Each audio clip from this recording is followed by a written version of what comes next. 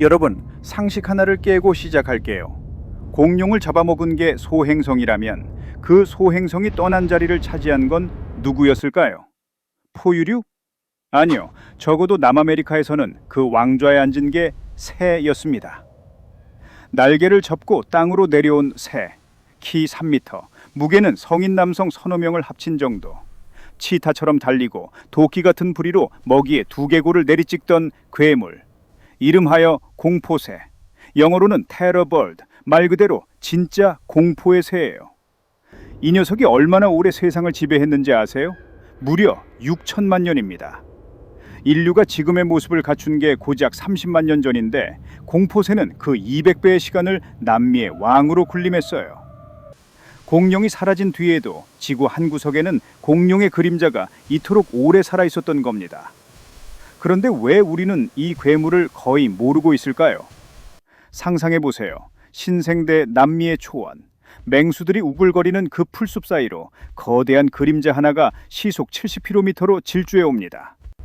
사람 허벅지만 한 두 다리가 땅을 박차고 타조머리의 2배는 되는 머리통이 점점 다가와요.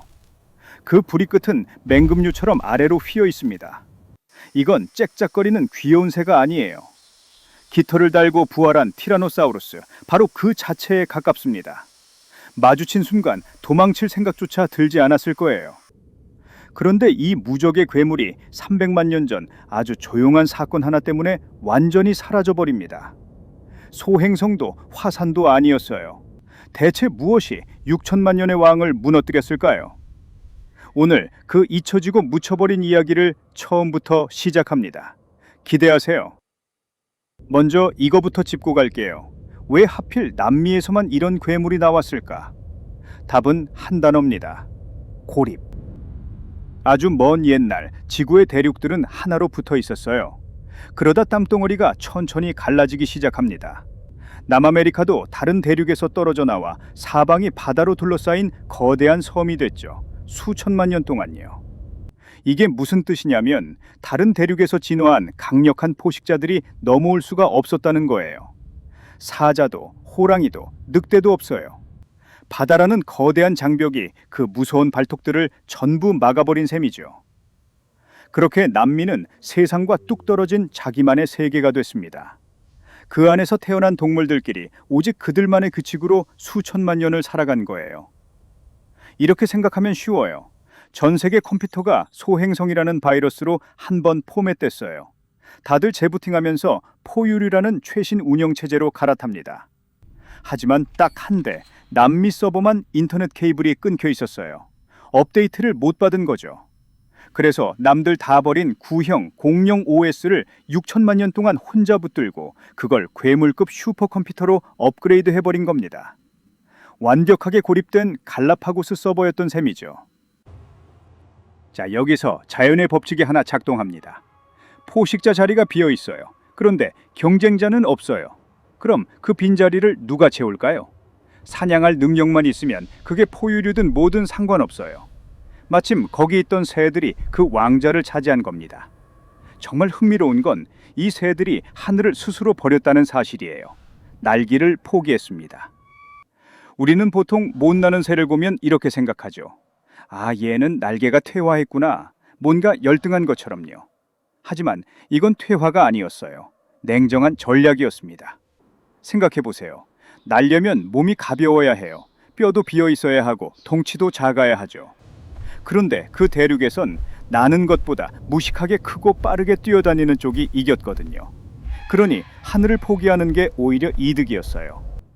그 대가로 이들은 무엇을 얻었을까요? 땅을 짓밟는 압도적인 하체와 흉기 같은 거대한 부리를 얻었습니다. 하늘을 버리고 왕관을 쓴 셈이죠. 그런데 이 괴물이 세상에 처음 알려졌을 때 과학자들은 완전히 헛다리를 짚습니다. 이 부분이 좀 웃겨요. 1887년 아르헨티나 파타고니아를 발굴하던 고생물학자 아메기노가 지층에서 거대한 아래턱뼈 하나를 발견했어요. 사자보다 육중한 턱뼈였죠. 자, 여러분이라면 이 어마어마한 뼈를 손에 들고 뭐라고 생각하시겠어요? 당연히 무시무시한 냉수라고 여기겠죠. 그런데 이 학자는 상상조차 못했어요. 이게 새의 뼈라는 걸요. 이유가 뭘까요? 그 시절 사람들 머릿속에 새는 그냥 평화롭고 나약한 존재였거든요. 참새, 앵무새, 비둘기, 창밖에서 짹짹거리는 작고 귀여운 것들. 그런 새가 사자처럼 뭘 사냥한다? 살점을 뜯어먹는다? 당시엔 말도 안 되는 소리였어요. 결국 그는 이 뼈를 이빨 다 빠진 거대한 나무늘보의 턱이라고 학계에 발표해버립니다. 나무늘보요? 하루 종일 나무에 매달려 느릿느릿 움직이는 세상에서 제일 게으른 그 나무늘보. 지구 역사상 가장 빠르고 사나운 포식자 중 하나를 가장 느린 초식동물로 착각한 거예요. 이보다 더 큰 오해가 있을까요? 진짜 웃긴 건 그 다음이에요. 시간이 지나 온전한 두개골과 다리뼈가 줄줄이 나오면서 이 뼈의 주인이 새라는 게 밝혀졌어요. 그럼 인정했을까요? 천만에요. 학자들은 그래도 현실을 부정했습니다. 이번엔 이 새를 느릿느릿 걸어다니며 죽은 먹이의 뼈나 깨서 먹는 거대한 청소부라고 깎아내렸어요. 끝까지 이 새를 포식자로 인정하기 싫었던 거예요. 왜 그렇게까지 부정했을까요? 하늘을 버린 새가 생태계 꼭대기에 올랐다는 사실이 그들의 상식을 너무 크게 흔들었거든요. 인간의 편견이라는 게 이렇게 무섭습니다. 눈앞에 증거를 두고도 믿고 싶은 것만 믿는 거예요. 이 괴물이 딱 한 종류였다고 생각하면 오산이에요. 공포새는 하나의 거대한 가문이었습니다. 가장 유명한 포르스 라코스는 키가 2.5m쯤 됐어요. 이건 시작에 불과합니다. 켈렌켄이라는 종을 볼까요? 이 녀석의 두개골 하나만 71cm였어요. 여러분 팔뚝보다 긴 머리통이에요. 지금까지 발견된 육상 조류 중에서 가장 큰 머리를 가진 동물이었습니다. 이 가문은 수백만 년에 걸쳐 남미 곳곳으로 퍼져나갔어요. 어떤 종은 날렵한 스프린터였고 어떤 종은 육중한 헤비급이었죠. 크기도 사냥법도 조금씩 달랐어요. 하지만 공통점이 하나 있었습니다. 전부 다 그 땅에서 두려울 게 없는 최상위 포식자였다는 거예요. 자, 그럼 이 공포새는 대체 어떻게 사냥했을까요? 여기서 첫 번째 반전이 나옵니다. 우리는 흔히 맹수라고 하면 사자를 떠올리죠. 먹이 목덜미를 콱 물고 늘어지는 모습이요. 공포새도 그 큰 부리로 콱 물어서 흔들었을 것 같잖아요.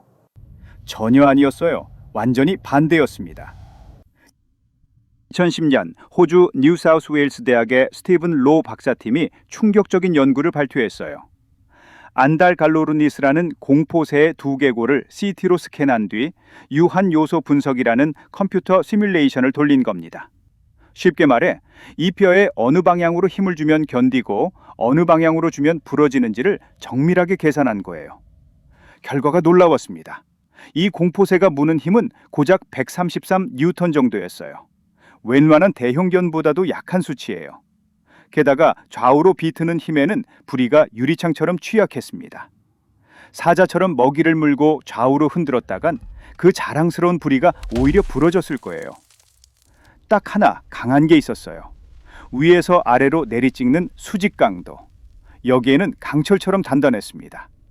그러니까 이 부리는 가위나 집게가 아니라 정육점에서 굵은 뼈를 끊을 때 쓰는 무식한 고기도끼였던 겁니다.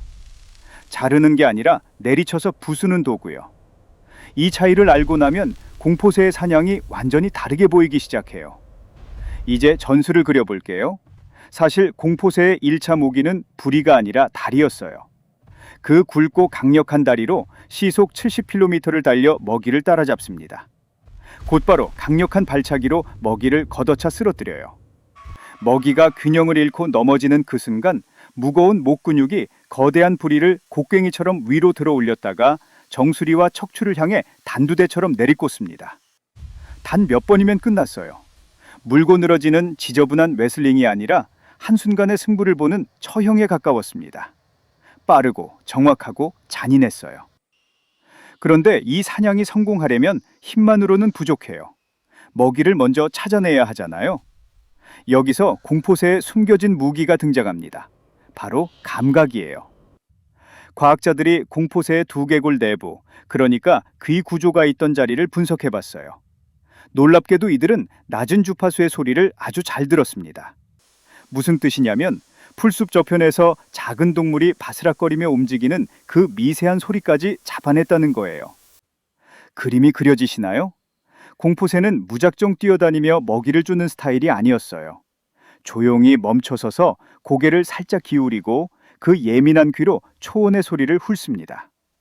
어딘가에서 작은 움직임이 포착되는 순간 그 육중한 몸이 폭발하듯 튀어나가는 거죠. 침묵 속의 스나이퍼. 그게 공포새의 진짜 모습이었습니다. 여기서 오해 하나를 풀어야 해요. 남미에 공포새만 있었던 건 아니거든요. 왕자를 노리는 보전자가 있었습니다. 스파라소돈트라는 육식 포유류였어요. 얼핏 보면 검치 호랑이랑 비슷하게 생겼는데 사실은 전혀 다른 계열이에요. 새끼를 주머니에 품는 유대류 쪽에 가까운 동물이었죠. 이들도 날카로운 송곳니로 무장하고 남미의 사냥터를 누겼습니다. 그러니까 남미의 최상위 포식자 자리는 공포새라는 새와 스파라소돈트라는 포유류가 수천만 년 동안 나눠 가진 거예요. 하늘을 버린 공룡의 후손과 주머니를 가진 포유류가 같은 땅에서 왕자를 두고 겨뤘던 거죠. 지금 우리 상식으로는 상상도 안 되는 조합이잖아요. 그게 바로 남미의 일상이었습니다. 궁금한 거 하나 더. 이 괴물들은 어떻게 번식했을까요? 공포새도 결국 새예요. 그러니 알을 낳았습니다. 그 알이 보통이 아니었겠죠? 3m짜리 몸에서 나오는 알이니 웬만한 타조알을 훌쩍 넘는 크기였을 겁니다. 어미는 그 거대한 알을 지키며 새끼가 깨어나길 기다렸어요. 알에서 나온 새끼조차 이미 작은 사냥꾼이었어요. 태어날 때부터 그 도끼부리에 축소판을 달고 나온 거죠. 어미의 사냥을 지켜보고 발차기와 내리찍기를 연습하며 자랐을 겁니다. 왕의 자리는 그렇게 대를 이어 물려졌어요. 수백만 년 동안 조용히요. 이제 시야를 조금 넓혀볼게요. 남미만 이랬을까요? 전혀 아니에요. 대륙이 섬처럼 고립되면 대자연은 매번 우리가 상상도 못한 괴물을 만들어냈습니다. 늑대나 호랑이가 없어도 그곳에 남겨진 동물들을 가장 기괴하고 완벽한 병기로 개조해 왕좌에 앉힌 거예요. 바다 건너 호주를 볼까요? 거기도 완벽하게 고립된 대륙이었어요. 그곳엔 타조만한 덩치의 육식조류 제니오르니스가 있었고 표범만한 몸으로 나무 위에서 먹이를 덮치던 육식 유대류 주머니 사자가 생태계를 지배했습니다. 캥거루처럼 새끼를 주머니에 넣고 다니는 그 계열에서 나무 위에 암살자가 나온 겁니다. 우리는 흔히 늑대나 사자 같은 태반 포유류만이 진짜 강자라고 배웠죠. 하지만 대자연은 그런 편견 따위 안 따졌어요. 포유류든 새든 유대류든 빈자리가 생기면 그 환경에 가장 잘 맞는 놈에게 기꺼이 왕관을 씌워줬습니다. 고립된 대륙은 대자연이 벌인 가장 극단적이고 웅장한 진화의 실험실이었던 거예요. 자, 이제 마지막 이야기입니다. 6천만 년을 버틴 이 무적의 괴물은 대체 어떻게 사라졌을까요? 소행성이 또 떨어졌을까요? 아니에요. 거대한 기후변화가 닥쳤을까요? 그것도 아니에요. 공포새를 무너뜨린 건 아주 조용하고 느린 사건이었습니다. 약 300만 년 전 북미와 남미 사이의 바다에서 좁은 땅다리 하나가 서서히 솟아올랐어요. 지금의 파나마 지역이에요. 수천만 년 동안 떨어져 있던 두 대륙이 이 가느다란 다리 하나로 연결된 겁니다. 별것 아닌 사건처럼 보이죠? 하지만 이 연결이 공포새에게는 사형 선고였습니다. 과학자들은 이 사건을 위대한 아메리카 생물 대교환이라고 불러요. 두 대륙의 동물들이 이 다리를 건너 서로의 땅으로 밀려든 거대한 이동이었죠. 바로 그 북쪽에서 낯선 손님들이 걸어 내려왔어요. 수천만 년 동안 남미가 한 번도 본 적 없는 얼굴들이었죠. 입 밖으로 단검 같은 송곳니가 튀어나온 검치 호랑이, 여럿이 떼를 지어 몰려다니는 늑대. 공포새에게 이들은 완전히 새로운 종류의 위협이었습니다. 여기서 놀라운 사실 하나. 이 북쪽 맹수들은 1대1로 붙으면 공포새보다 작았어요. 체급으로만 보면 3m 거인인 공포새가 압도적으로 유리했죠. 그런데 승부는 정반대로 흘러갑니다. 왜일까요? 차이는 이빨 크기가 아니었어요. 덩치도 아니었고요. 딱 하나였습니다. 혼자냐, 함께냐. 공포새는 철저한 독불 장군이었어요. 혼자 사냥하고 혼자 살아가는 고독한 암살자. 그 힘 하나만 믿고 6천만 년을 버텼죠. 반면 북쪽에서 온 늑대들은 무리를 지었습니다. 공포새가 육중한 부리로 한 마리를 내리찍는 그 순간 다른 늑대들이 사각지대에서 치고 빠지며 그를 에워쌌어요. 아무리 강한 도끼라도 사방에서 동시에 조여오는 무리는 당해낼 수가 없었습니다. 하나를 상대하는 사이 셋에게 물리는 거예요. 진짜 결정적인 차이는 사냥이 끝난 다음에 있었어요. 미국 로스앤젤레스에 라브레아 타르피점이라는 곳이 있어요. 끈적한 천연 아스팔트 웅덩인데 여기에 수많은 빙하기 맹수들이 빠져 사체로 남아 화석이 됐었습니다. 검치 호랑이, 나이올프 같은 포식자들이요. 그런데 이 화석들을 분석한 과학자들이 놀라운 걸 발견했어요. 골반이 완전히 부러졌거나 심한 관절염을 앓았던 흔적이 있는 맹수들이 꽤 많았는데요. 놀랍게도 그 부러진 뼈가 다시 아물어 있었습니다. 무슨 뜻일까요? 이 맹수는 사냥을 못하는 몸이 된 뒤에도 한참을 더 살아남았다는 거예요. 혼자였다면 불가능한 일입니다. 다리가 부러진 육식동물은 사냥을 못하니까요. 먹지 못하면 며칠 안에 사라지는 게 야생의 냉정한 법칙이에요. 그런데 이 맹수는 살아남았어요. 그럼 어떻게 살았을까요? 답은 하나예요. 무리가 그를 버리지 않았던 겁니다. 사냥한 먹이를 나눠주고 다시 걸을 수 있을 때까지 곁을 지킨 거죠. 그 오랜 세월이 뼈에 고스란히 남은 흔적으로 남았어요. 이 상처 자국이 말없이 전해주는 돌봄의 증거로 알려져 있습니다. 반면 다리를 다치거나 늙은 공포새는 어땠을까요? 그냥 버려졌어요. 아무도 돌봐주지 않았죠. 홀로 남아 조용히 사라졌습니다. 그게 고독한 강자의 운명이었어요. 생각해보세요. 6천만 년을 버틴 3미터의 거인을 무너뜨린 건 더 큰 도끼도 더 날카로운 이빨도 아니었어요. 다친 동료를 버리지 않고 약한 자를 껴안으며 서로의 지식을 나눴던 무리의 연대. 그 따뜻한 힘이었습니다. 철저한 고립 속에서 오직 자기 힘만 믿었던 괴물은 끈끈하게 연결된 다정한 무리 앞에서 조용히 무너졌어요. 세상에서 가장 강한 개인이 세상에서 가장 다정한 공동체에게 진 겁니다. 부리가 무뎌서도 다리가 느려서도 아니었어요. 그저 곁에 아무도 없었기 때문이었죠. 그렇게 한 시대를 호령했던 남미의 왕은 어느 누구의 배웅도 받지 못한 채 역사에서 서서히 지워졌습니다. 여기서 흥미로운 논쟁이 하나 있어요. 이 공포새 중 가장 늦게까지 버틴 종이 대체 언제까지 살아있었느냐는 겁니다. 일부 학자들은 마지막 공포새들이 생각보다 훨씬 늦게까지, 어쩌면 초기 인류가 아메리카 대륙에 발을 들이던 무렵까지도 어딘가에 남아있었을 가능성을 조심스럽게 이야기합니다. 아직 확실히 증명된 건 아니에요. 논쟁 중인 가설이죠. 상상만 해도 소름 돋지 않나요? 창을 들고 새로운 땅을 밟은 초기 인류가 저 멀리 풀숲에서 자기 키를 훌쩍 넘는 거대한 새 그림자를 마주쳤을지도 모른다는 거예요. 우리 조상과 공룡의 마지막 후손이 같은 하늘 아래 잠시 스쳤을 수도 있다는 거죠. 한쪽은 도구를 든 작은 무리였고 다른 한쪽은 홀로선 거대한 왕이었어요. 그 짧은 만남 속에 이 이야기의 결말이 이미 예고되어 있었는지도 모릅니다. 그런데 말이죠. 공포새의 이야기가 여기서 완전히 끝난 건 아니에요. 지금 이 순간에도 남미의 들판에는 그들의 피를 이어받은 친척이 걸어다니고 있거든요. 붉은 다리 세리에 말하는 새예요. 몸집은 80cm 정도로 훨씬 작아졌어요. 3m 거인의 위압감 같은 건 없습니다. 그냥 다리 긴 새 한 마리처럼 보여요. 하지만 이 작고 평범해 보이는 새가 조상들의 사냥법을 그대로 간직하고 있습니다. 오늘날 남미 초원, 귀엽게 생긴 이 새 한 마리가 도마뱀 한 마리를 부리로 물더니 근처 바위에 힘껏 내리쳐요. 몇 번이고 몇 번이고요.